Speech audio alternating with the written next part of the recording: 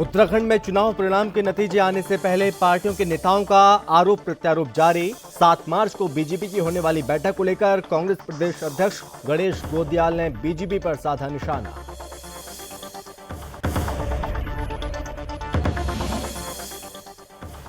आजीविका मिशन के तहत महिलाओं को मिल रहा है रोजगार। अल्मोड़ा में आजीविका मिशन के तहत महिलाएं घास, बुरांश के फूल से चाय और मंडुए के बिस्कुट समेत बना रही हैं कई उत्पाद।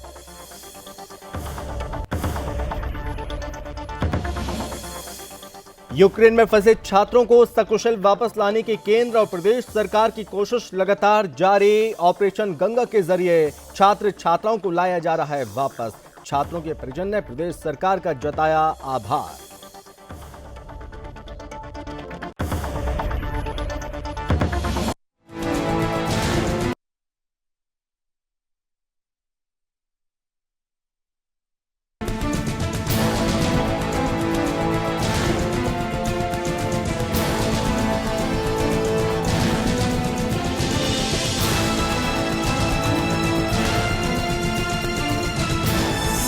आप देख रहे हैं सुदर्शन न्यूज। नमस्कार, बहुत स्वागत है आपका सुदर्शन न्यूज में। मैं हूं आपके साथ संभव गुप्ता। अपना उत्तराखंड में खबरों की शुरुआत करेंगे, लेकिन उससे पहले एक बड़ी खबर आपको बताते हैं। इस वक्त की बड़ी खबर, वॉर ब्रेकिंग कीव के बेहद करीब पहुंची है रूसी सेना। लगातार मिसाइल दागी जा रही हैं, बमबारी लगातार हो रही है।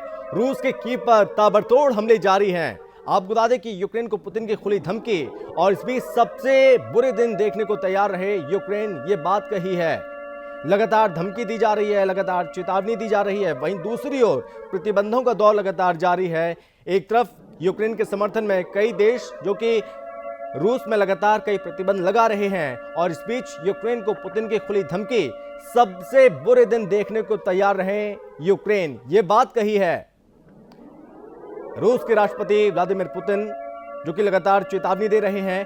रूसी सेना कई शहरों में कब्जा कर चुकी है, कई शहरों को नेस्तनाबूद कर दिया। तबाही का मंजर चारों तरफ नजर आ रहा है। कई इमारतों को मिसाइलों से दागा गया, कई इमारत धराशायी हो गई, काफी ज्यादा नुकसान हुआ। तो इस तरह के तमाम अपडेट हम आपको लगातार बता रहे हैं। और सबसे बड़ा अपडेट यह है कि कीव के बेहद करीब पहुंची है रूसी सेना।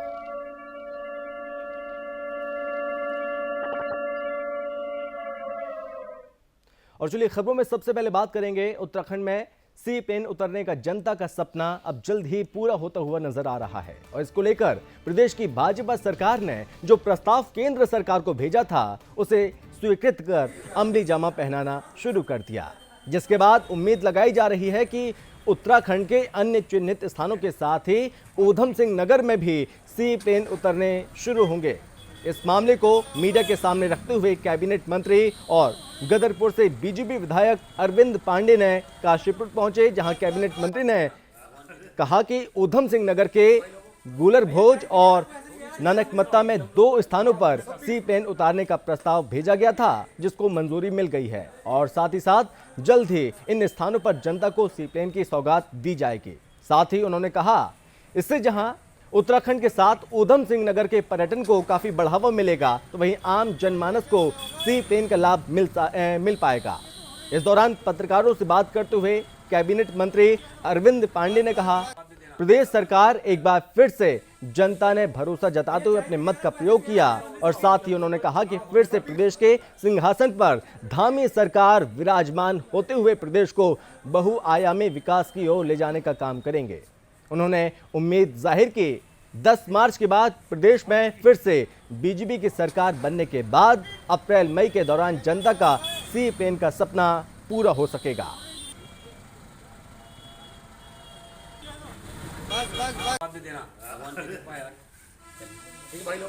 सी प्लेन उतरने का जो सरकार का प्रस्ताव था, उसको सेंटर ने स्वीकृति दे दी है।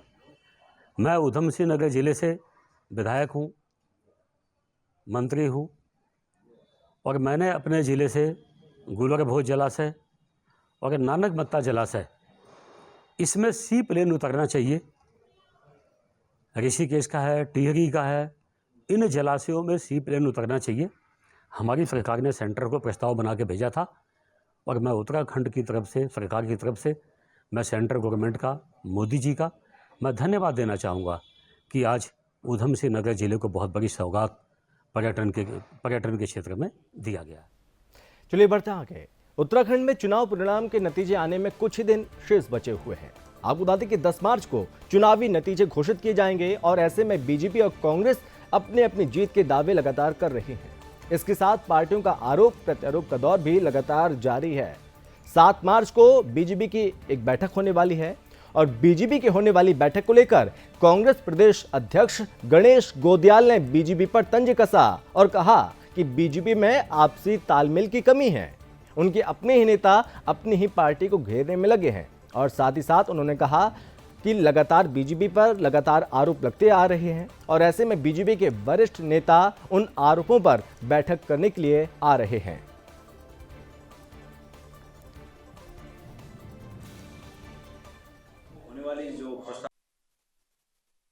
बैठक है, मैं उसके बारे में इतना कह सकता हूं कि सूत न कपास जुलाहों में लट्ठम लठ। जो परिणाम आने वाले हैं वो परिणाम भारतीय जनता पार्टी के पैरों के नीचे की जमीन खिसकाने वाले हैं और ऐसे में जो आरोप लग रहे हैं उन आरोपों का चीर-फाड़ करने के लिए, उन आरोपों पर बातचीत करने के लिए उन्होंने बैठक बुलाई होगी, ऐसा मुझे लगता है। पहला कोई पार्टी है, राजनीतिक दल है, वो बैठक बुलाए, जो करें हमें उससे कोई लेना नहीं। तो यहाँ पर लगातार वार पलटवार जारी है। उस पर ज़्यादा जानकारी के साथ हमारे सहयोगी कृष्णा कुमार हमारे साथ सीधे मौजूद हैं। तो कृष्णा, 7 मार्च को बीजेपी ने एक बड़ी बैठक बुलाई है जिसमें तमाम नेता यहाँ पर मौजूद रहेंगे, लेकिन इससे पहले कांग्रेस ने इस बैठक को लेकर सवाल खड़े कर दिए हैं।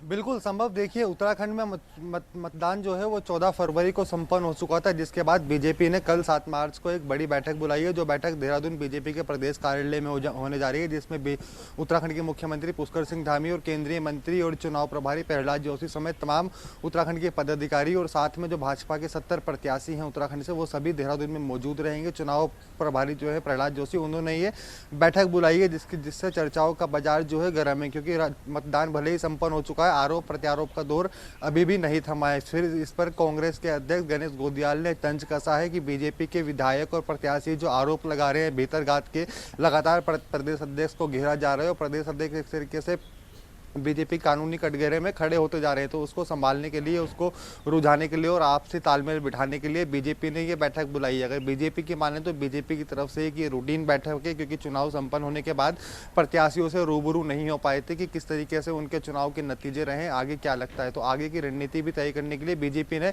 ये रूटीन बैठक बुलाई है, क्योंकि हम साफ कह सकते हैं उत्तराखंड चुनाव प्रभारी प्रहलाद जोशी, हम देख सकते हैं मतदान के बाद से ही उत्तर प्रदेश में एक्टिव है। उत्तराखंड चुनाव प्रचार के बाद वो उत्तर प्रदेश में चले गए थे। अब उत्तर प्रदेश में भी जिस तरीके से चुनाव प्रचार थम चुका है, तो वो उत्तराखंड आ रहे हैं एक बड़ी बैठक के लिए। अब इस बैठक की सभी की निगाहें टिकी हुई हैं, क्योंकि कल सुबह 11 बजे से हम देख सकते हैं कि ये बैठक जो है शुरू हो जाएगी उत्तराखंड भाजपा के प्रदेश कार्यालय में, जिस पर सभी की निगाहें टिकी हुई है, क्योंकि कांग्रेस लगातार आरोप प्रत्यारोप का दौर जो है वो लगातार कांग्रेस की तरफ से जारी है। चाहे हम बात हरीश रावत की करें, चाहे प्रदेश अध्यक्ष गणेश गोदियाल की करें, चाहे नेता प्रतिपक्ष प्रीतम सिंह की करें, ये सभी जो है बीजेपी को घेरने में लगातार लगे हुए हैं। कभी ये ईवीएम मशीन पर ठिकरा फोड़ते हैं अपना, कभी ये पोस्टल बैलेट के माध्यम से जो है वो बीजेपी के पक्ष में वोट देने की जो एक तरीके से आरोप है वो लगातार लगाते हुए आ रहे हैं। अब देखना होगा कि महज बहुत ही दिन कम बचे हैं। अब 10 तारीख के परिणाम सबके सामने होंगे, जिसके नतीजे जनता ने किसको चुना है, क्योंकि उत्तराखंड का मिथक जो है 5 साल बीजेपी 5 साल कांग्रेस, बीजेपी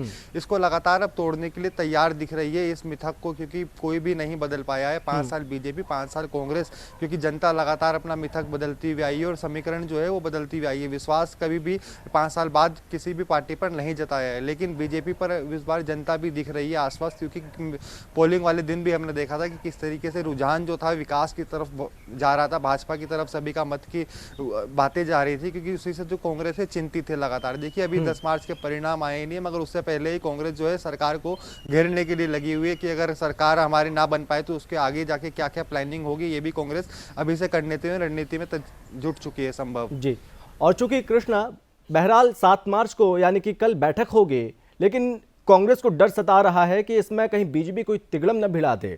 अब कांग्रेस को यह भी डर सताने लगा कि उसके जो नए विधायक हैं कहीं वो हॉर्स ट्रेडिंग के शिकार न हो जाएं। इसको लेकर भी कहीं इसका डर कांग्रेस को सता रहा है। बिल्कुल, निश्चित तौर पर देखिए संभव अगर हम अभी मौजूदा स्थिति की बात करें तो उत्तराखंड में 70 विधानसभा सीटें हैं, जिसमें से 57 भाजपा के पाले में और 11 बात करें तो वो कांग्रेस के पास आ जाती है। 2 उत्तराखंड में निर्दलीय विधायक जीते थे 2017 में। अगर हम अब की बात करें तो बीजेपी एक तरीके से 57 से बढ़कर 60 पार करने का लगातार दावा कर रही है और एक तरीके से आश्वस्त दिख रही है कि हम पूर्ण बहुमत से सरकार बनाने जा रहे हैं। तो वहीं बात अगर हम उत्तराखंड में कांग्रेस पार्टी की करें तो कांग्रेस के पूर्व मुख्यमंत्री हरीश रावत भी लगातार दावे कर रहे हैं कि हम उत्तराखंड में सरकार बनाने जा रहे हैं। इस बीच वो कई बार दावे करते भी दिखे हैं कि मैं मुख्यमंत्री बनूंगा वरना मैं घर बैठूंगा, अगर पार्टी मुझे कोई मंत्री का पद देगी तो मैं वो भी स्वीकार नहीं करूंगा, मुझे बनना है तो मुख्यमंत्री बनना है वरना मैं घर पे बैठूंगा। एक तरीके से देखिए वो दुल्हन की तरह घर से करते हैं कि मुझे तिजोरी की चाबी मिलेगी तभी मैं घर का काम करूंगी वरना मैं नहीं करूंगी। तो इस बीच देखिए कांग्रेस के हर पूर्व मुख्यमंत्री हरीश रावत जो है वो लगातार अपनी ही बयानबाजी में घिरते जा रहे हैं, क्योंकि कुछ समय पहले जब भाजपा छोड़कर यशपाल आर्य और उनके बेटे संजीव आर्य भाजपा का दामन छोड़ कांग्रेस में शामिल हुए थे, तब हरीश रावत ने एक बयान दिया था कि मैं उत्तराखंड में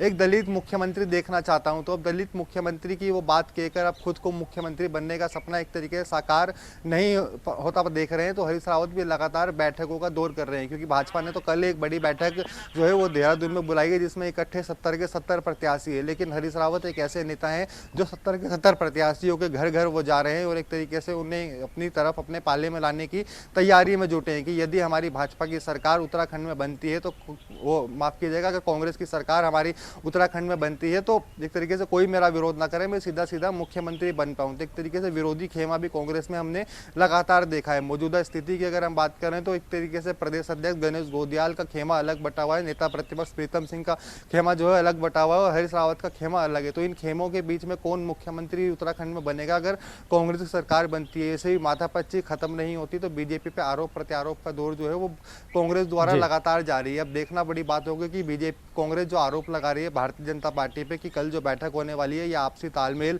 बिठाने के लिए हो रही है, क्योंकि बातें जो लगातार भारतीय जनता पार्टी की तरफ से आ रही है बैठक को लेकर उसमें फेरबदल की भी संभावनाएं देखी जा रही है। क्योंकि कुछ दिनों पहले हमने देखा था लक्सर से विधायक संजय गुप्ता ने जिस तरीके से प्रदेश अध्यक्ष पे आरोप लगाए थे उसके बाद से ही वो एक तरीके से कटघरे में कहीं ना कहीं वो खड़े होते हुए नजर आ रहे थे, जिसके बाद से भी हम देख सकते हैं भाजपा के चुनाव प्रभारी प्रहलाद जोशी ने ये अहम बैठक बुलाई है, जिसका नतीजा और इस बैठक में क्या अहम होने वाला है ये कल इस बैठक के बाद ही पता चल पाएगा संभव। और चूंकि कृष्णा बैठक बीजेपी कर रही है, डर कांग्रेस को सता रहा है और बीजेपी यही बात लगातार कह रही है कि बैठक हम कर रहे हैं, लेकिन आए दिन कांग्रेस को चिंता सताने लगी है। अब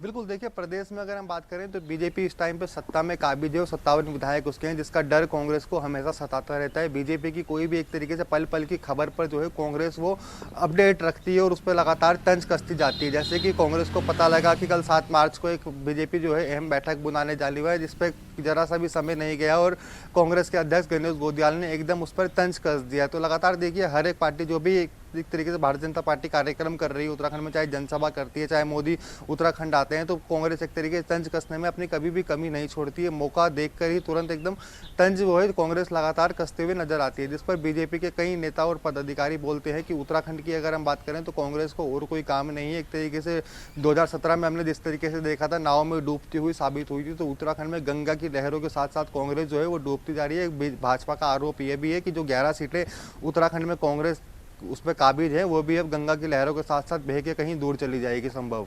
जी, और कृष्णा क्या भाजपा इस बार, सबसे बड़ा सवाल है कि क्या भाजपा इस बार मिथक तोड़ पाएगी? जो रिपीटेशन को लेकर तमाम बातें हो रही हैं, एक बार कांग्रेस एक बार भारतीय जनता पार्टी, और इस बीच यहाँ पर कांग्रेस भी अपना कंट्रोल रूम तैयार करने वाली है। अब बिल्कुल देखिए अगर हम उत्तराखंड के समीकरण की बात करें तो बिल्कुल 5 साल बीजेपी 5 साल कांग्रेस का राज चलता आया है। जो मिथक अब बीजेपी तोड़ने की लगातार कोशिश कर रही है और दावे कर रही है कि 10 मार्च को हम पूर्ण बहुमत से उत्तराखंड में सरकार बनाने जा रहे हैं। क्योंकि बात अगर हम मतदान वाले दिन करें, सोमवार के दिन काफ़ी जो रुझान देखे गए हैं और एक तरीके से पब्लिक की जो बातें सुनी गई हैं उसमें साफ साफ देख सकते हैं कि जनता ने एक तरीके से भारतीय जनता पार्टी पर विश्वास जताया है। वो विश्वास देखिए उसके नतीजे 10 मार्च को खुलेंगे, जिसमें अब काफ़ी कमी समय रह गया है। सभी प्रत्याशियों की किस्मत जो है वो ईवीएम मशीन में क्या दे और सभी प्रत्याशियों की इन दिनों धड़कनें तेज होती जा रही है जैसे ही 10 तारीख पास आती जा रही है। तो इस तरीके से देखिए बीजेपी के सभी प्रत्याशी एक तरीके से आश्वस्त है कि हम भाजपा की सरकार जो है वो पूर्ण बनाने जा रहे हैं और उत्तराखंड का मिथक हम तोड़ने जा रहे हैं। उत्तराखंड में पहली बार जो सरकार रिपीट करेगी वो भाजपा की ही होगी संभव। जी। और कृष्णा, इस बीच यहाँ पर चर्चा ये भी चल रही है कि क्या जो निर्दलीय जीत कर आएंगे क्या वो किंग मेकर बनेंगे कि नहीं बनेंगे, इसको लेकर भी तमाम चर्चाएं हो रही हैं उत्तराखंड की राजनीति में। बिल्कुल, देखिए अगर हम निर्दलीयों की बात करें तो उत्तराखंड में इस बार काफ़ी संख्या में जो पार्टी से बगावत करके काफ़ी कार्यकर्ता जो हैं वो निर्दलीय चुनाव लड़े हैं। बात चाहे हम देहरादून की डोईवाला विधानसभा की करें, चाहे हम कुमाऊं के खटीमा की करें, चाहे उधम सिंह नगर की करें, ऐसे में तमाम ऐसे कार्यकर्ता थे पार्टी के जो 5 साल तक पार्टी का झंडा और डंडा लेकर अपने क्षेत्रों में चले हैं, अपने क्षेत्रों में विकास कार्यों पर उन्होंने जोर दिया है। चाहे भारतीय जनता पार्टी की बात करें, चाहे उत्तराखंड कांग्रेस की बात करें, तो ऐसे कार्यकर्ताओं ने जो एक तरीके से बगावत करी है, पार्टी ने भी उनको नहीं पूछा, एंड टाइम पे उनको दरकिनार कर दिया। और एक तरीके से हम देख सकते हैं बगावत वाला जो चुनाव से पहले एक तरीके से टिकट बंटवारे से पहले जो दल बदल का दौर जो देखा है कार्यकर्ताओं ने, उसका खाट से रूट कर जो है कार्यकर्ताओं ने निर्दलीय चुनाव लड़ने का फैसला लिया था, जिसके बाद से हम देख सकते हैं उत्तराखंड में इस बार 70 में से 3 से 4 विधायक जो है वो निर्दलीय सीट निकाल सकते हैं। क्योंकि डोईवाला से हम बात करें, निर्दलीय विधायक की वहाँ से जीत जो है वो पक्की देखी जा रही है, क्योंकि जनता ने विश्वास जो है उधर से निर्दलीय विधायक पर निर्दलीय प्रत्याशी पर जताया था, जो भाजपा में काफ़ी लंबे समय से सक्रिय थे और भारतीय जनता पार्टी का झंडा और डंडा दोनों ही अपने क्षेत्र में लेकर चले, विकास कार्यों पर काफ़ी जोर दिया है। तो ऐसे प्रत्याशियों पर और काफ़ी नज़र जो है भारतीय जनता पार्टी की और कांग्रेस की भी है कि अगर हमारी सरकार बनती है तो इनको अपने पाले में कैसे खींचा जाएगा। इसी सिलसिले में काफ़ी पार्टी के प्रत्याशी और पदाधिकारी जो है इन नेताओं से जो है लगातार मिलने की कोशिश कर रहे हैं और काफी लोग जो हैं मिल भी चुके हैं, उनको अपने अपने पाले में खींचने की कोशिशों में जो है वो अभी से जुटे हुए हैं संभव। चलिए कृष्णा, बहुत शुक्रिया आपका ज़्यादा जानकारी के लिए। यहाँ पर आपको बता दें कि जिस तरह के तमाम सवाल यहाँ पर खड़े हो रहे हैं, चूंकि बैठक होने वाली है 7 तारीख को, बीजेपी की बड़ी बैठक होने वाली है, तमाम रणनीति बनेगी, लेकिन इस बैठक को लेकर कांग्रेस ने सवाल खड़े कर दिए। चलिए बढ़ते हैं आगे।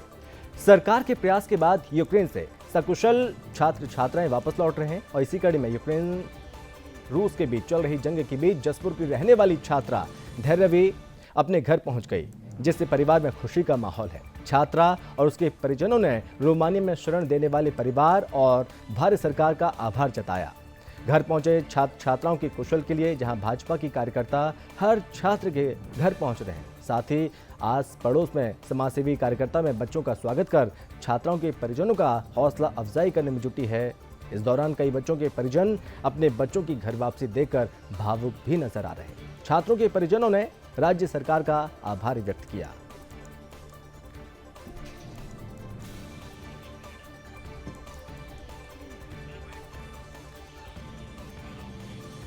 चलिए बढ़ते हैं आगे। अल्मोड़ा आजीविका मिशन के तहत महिलाएं बिच्छू घास, बरांश के फूल से चाय, इसी के साथ मडुए के बिस्कुट समेत अन्य उत्पाद बना रही हैं। आजीविका मिशन के तहत ग्रोथ सेंटर में 30 महिलाओं को जहां सीधे रोजगार मिल रहा है, तो वहीं सैकड़ों ग्रामीणों को अप्रत्यक्ष रूप से रोजगार मिल रहा है।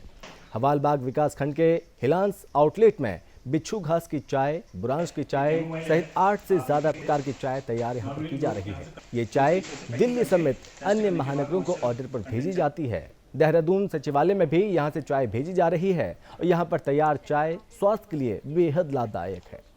यही नहीं, यहाँ आजीविका मिशन के तहत महिलाएं मडुवे के बिस्कुट, पिज्जा समेत विभिन्न पौष्टिक उत्पाद भी तैयार कर रही हैं, जिसकी डिमांड खूब आ रही है।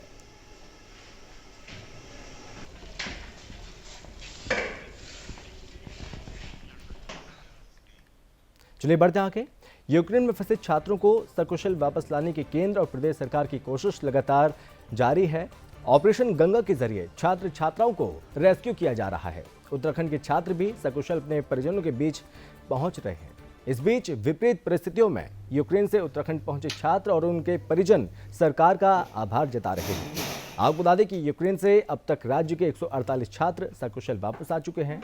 उत्तराखंड के 101 छात्र अभी भी यूक्रेन की सीमा पर वापसी का इंतजार कर रहे हैं और 50 ऐसे छात्र हैं जो यूक्रेन में अभी फंसे हैं। प्रदेश के वरिष्ठ अधिकारी केंद्र सरकार के अधिकारियों के साथ समन्वय बनाकर चल रहे हैं और पल पल की जानकारी एक दूसरे से साझा कर रहे हैं। इस बीच मुख्यमंत्री पुष्कर सिंह धामी ने कल यूक्रेन से लौटे छात्रों से दिल्ली में मुलाकात की थी। मुख्यमंत्री पुष्कर सिंह धामी लगातार परिजनों से भी संपर्क कर रहे हैं और खुद उनसे बातचीत कर रहे हैं। ऐसे में जो छात्र वापस लौटे हैं, उनके परिजन और वापस लौटने वाले छात्र दोनों बेहद खुश हैं। जहां एक तरफ परिजन अपने बच्चों को अपने पास पाकर खुशी का इजहार कर रहे हैं, तो वहीं अपनी पढ़ाई अधूरी छोड़कर वापस लौटे छात्र सरकार से कई उम्मीद लगाए बैठे हैं। विपरीत परिस्थितियों में और तमाम मुश्किलों का सामना कर अपने घर वापस लौटे छात्र चाहते हैं कि सरकार उनकी मेडिकल की अधूरी पढ़ाई पूरी करने के लिए उनका सहयोग करे।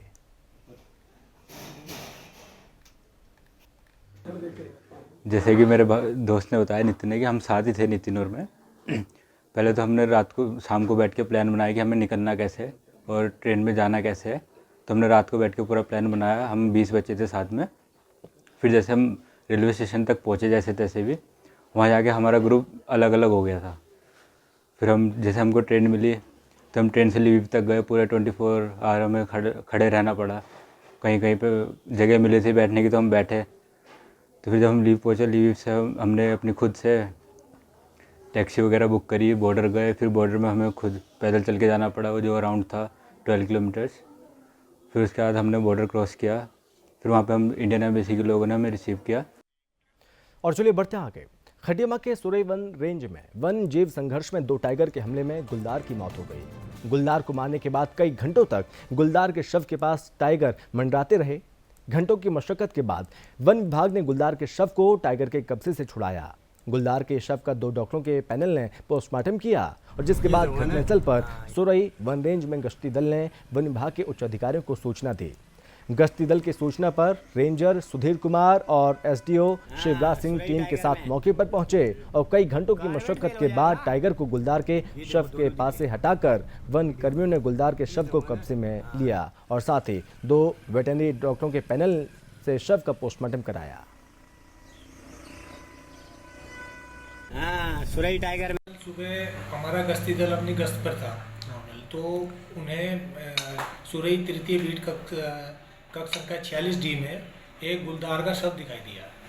वो जब उसके पास जाने के लिए गए तो उन्होंने देखा कि उसके आसपास 2 टाइगर भी थे। इसके बाद उन्होंने हमें सूचना तुरंत मुझे दी। उसके बाद मैंने उच्च अधिकारियों को सूचित करते हुए तुरंत मैं मौके पर पहुंचा घटनास्थल पर। तत्पश्चात हमारे एसडीओ साहब भी पहुंचे तुरंत डॉक्टरों को लेके। जब हम उसके पास गए तो हमने देखा कि 2 बाघ जो हैं उसके आसपास घूम रहे हैं और वो हमला करने के मूड में थे। तो हमें बड़ी मेहनत और कड़ी मशक्कत करनी पड़ी। 2 से 3 घंटे के बाद तीसरे चक्कर में हम उस समय तो वापस हो गए। फिर हम दोबारा गए कि ये बाघ जो है ये यहाँ से हट चुके होंगे ताकि हम सबका निरीक्षण करा के पोस्टमार्टम करा सकें। और चलिए बढ़ते आगे। देहरादून जनपद के पचफांदून क्षेत्र के सहसपुर, सेलाकोई, विकासनगर, कालसी, चक्राता क्षेत्र की बेलगाम होती यातायात व्यवस्था सुधारने को परिवहन विभाग की टीम ने क्षेत्र के प्रमुख मार्गों पर चेकिंग अभियान चलाया। कुछ दिन पहले विकासनगर के जलालिया बैरियर के पास हुए स्कूल बस में 2 बच्चों की मौत के बाद हरकत में आए विभाग के अधिकारियों ने कार्रवाई शुरू कर दी। इसी कड़ी में विकासनगर के ढालीपुर के संभागीय परिवहन अधिकारी ARTO प्रवर्तन RS कटारिया के नेतृत्व में परिवहन विभाग की टीम ने विकासनगर पचफांदून क्षेत्र में चेकिंग अभियान चलाया और अभियान में ओवरलोडिंग के चलते 4 स्कूल बस, 2 ई-रिक्शा, 16 खनन सामग्री से लदे अवैध डंपरों का MB एक्ट के में चालान काटा। ARTO प्रवर्तन RS कटारिया ने कहा कि नियमों का उल्लंघन करने वालों को किसी सूरत में बख्शा नहीं जाएगा और साथ ही साथ उन्होंने कहा कि नियम तोड़ने वालों पर सख्त कार्रवाई की जाएगी।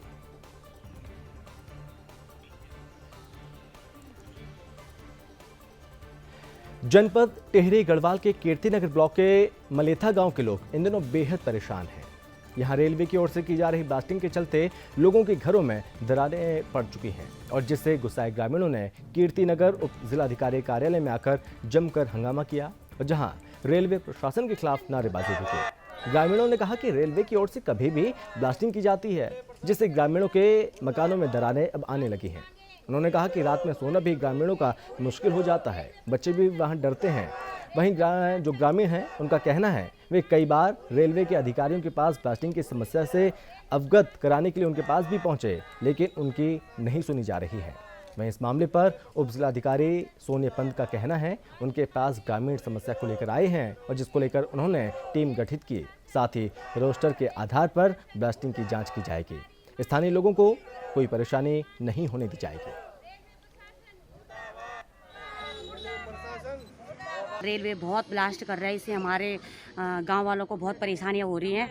और कुछ परिवार मतलब कुछ आधा गांव तो हमारा ऐसा है कि जो कि जब रात को ब्लास्टिंग करते हैं तो उनका ब्लास्ट, पहली बात तो ब्लास्टिंग का कोई टाइम नहीं है, रात दिन कभी भी किसी भी वक्त वो ब्लास्टिंग करते हैं। और इतनी भयंकर ब्लास्टिंग होती है कि आधी रात को लोगों को घर से बाहर निकलना पड़ता है। फिर बच्चों को परेशानी होती हैं, कई लोग मरीज हैं उनको परेशानियाँ होती हैं। और जब इतनी बड़ी ब्लास्टिंग होती है तो पूरे मकानों में इतनी बड़ी बड़ी दरारें पड़ रही हैं कि मकान की छत गिरने की कगार पर हैं। यदि कोई मकान गिरता है या किसी की जान मान की हानि होती है तो इसका जिम्मेदार कौन रहेगा? सर, एक बार नहीं कई बार हम शासन प्रशासन को ज्ञापन दे चुके हैं और रेलवे वालों को भी ज्ञापन दे चुके हैं, जो कि हमने एसडीएम साहब को कई बार 2-3 एसडीएम साहब बदल गए हैं, चेंज हो गए हैं, उनको भी ज्ञापन देते देते थक गए हैं। और डीएम साहब को भी हमने लिखित में और पोस्ट करके भी दिया था, पर कोई सुनवाई अभी तक नहीं हो रही है। ये रेलवे वाले रात भर ब्लास्ट कर रहे हैं, जिससे हमारे पूरा गांव क्षतिग्रस्त हो गया है। मकानों में दरारें पड़ चुकी हैं और कई सारे मतलब रात को बच्चे भी डर रहे हैं, बुजुर्ग हैं, बच्चे हैं।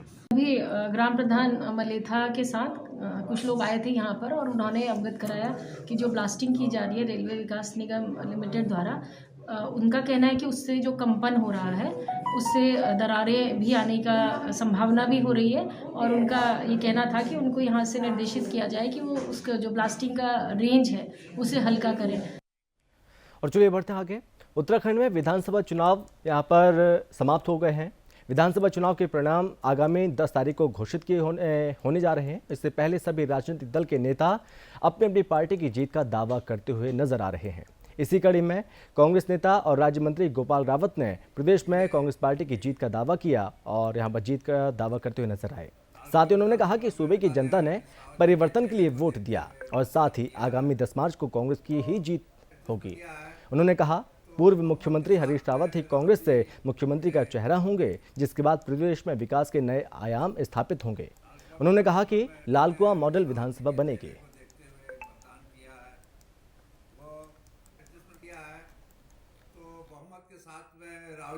लालकुआं विधानसभा से जीत रहे हैं बहुमत के साथ में, और उत्तराखंड में कांग्रेस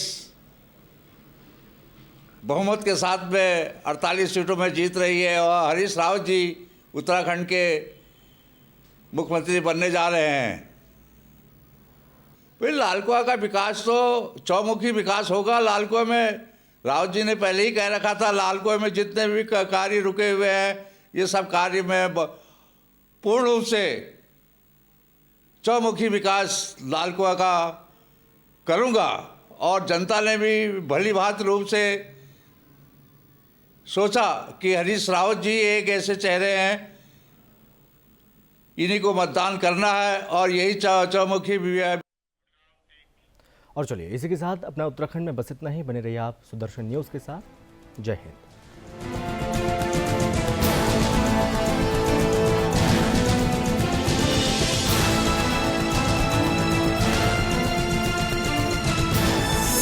आप देख रहे हैं सुदर्शन न्यूज़।